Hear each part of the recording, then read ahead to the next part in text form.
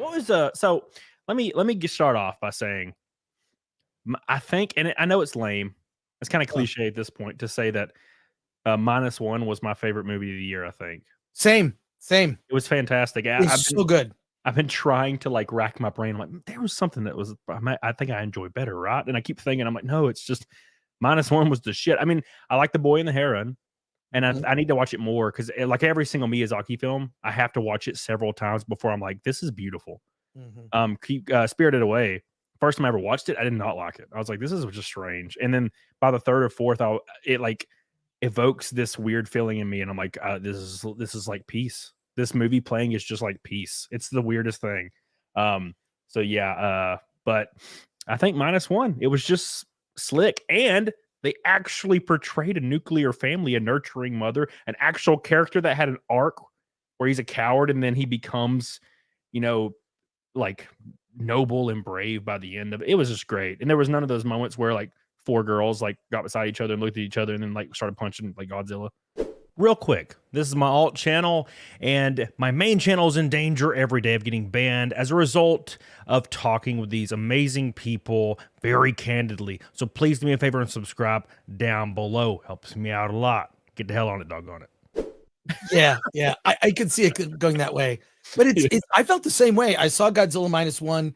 I thought it was great, but I didn't think it was the best of the year. And then as I'm doing like the inventory of Yeah. all the films, I'm like, it really is. And I've seen it now 4 times in a theater.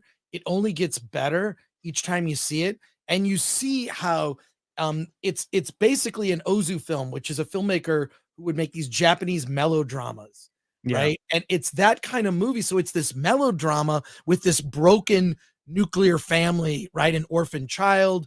You know, they have no relation to each other and they live together by necessity and then form a family. So it's really a beautiful story. The you know, just acts of heroism and courage that you don't see in movies today Yeah. because that involves self-sacrifice. And I don't think Hollywood can make a movie like that Oh, because they're too narcissistic. dude. So This yeah. is kind of related, but unrelated, but kind of related. Yeah. When I watched The Last Jedi, which is like probably in the top 3 worst movies I've ever seen in my life. But when I watched it, I was like, this movie's trash, but whatever. And it gets to that scene where they're defending that weird cave thing in that desert place. Uh-huh. And Finn is like flying his goofy little speeder thing directly at the laser. And Uh-huh. like he like closes his eyes and like everything gets all quiet, like as he's going into the laser. And I'm like, oh my God, he's about to kill himself. And I was like, this is, I can't believe they're going to go this direction. This is awesome. Like, he's actually having a noble sacrifice. This is going to Yeah, it would have been great. it was going to change the entire tone of the film. And I Yeah. was like, this is a great idea.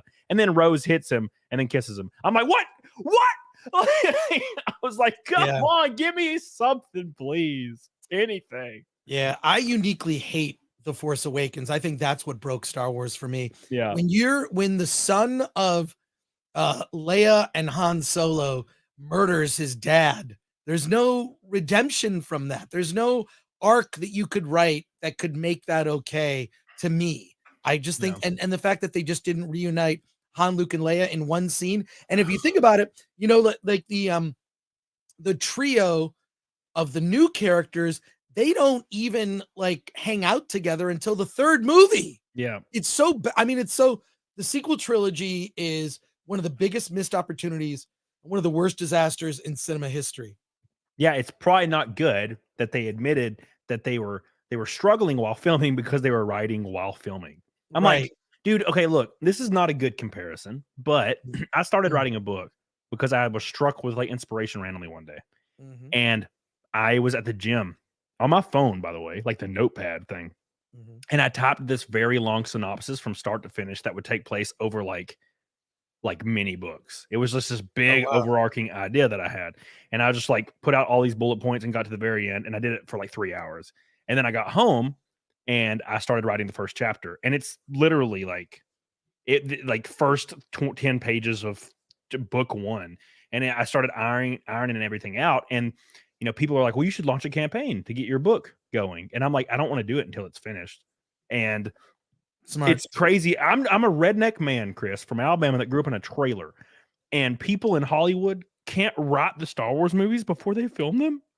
Like, are you Yeah. kidding me? That doesn't even register with me. I'm like, how is anybody doing? How is anybody think this is okay? Let's just write it as we film it. Like, were they in that big of a hurry? Like, it's so strange. Well, technically, yes, they had to meet a certain deadline because, what did they spend? Like $4-5 billion on Star Wars. They had to have it pay off at some point. So I don't know, man. I just think I'm so checked out on that. I'll only cover Star Wars just to goof on it. Yep. That's the only reason I'll cover it now. I don't watch it to enjoy it. And it's even kind of ruined the other films for me. When Oh, like I was about to say that. Yeah. when you know what happens, like after this big triumphant, like, hey, look at the end of Return of the Jedi. What a happy ending. Luke helps redeem his father, just like all this, it's a celebration. And then the very next movie, it all goes off the rails. Why would you do that? Yeah. It's freaking crazy. I have the same feeling. I can't even watch the old ones because like I'll start enjoying it and getting like immersed in it. I'm like, this just turns to shit. Like No, eventually. I got to share something with you. I'm going to send you this meme that I found that basically explains here. I DM'd you on Twitter this thing if you want to share it or Sure. Yeah. show it. It just lays out why Disney Star Wars sucks. It just totally just spells out when you read this meme, you're gonna go, oh shit, this is where we are. That's why this Ray movie that they keep talking about, Oh I God. think is just first of all, please make it.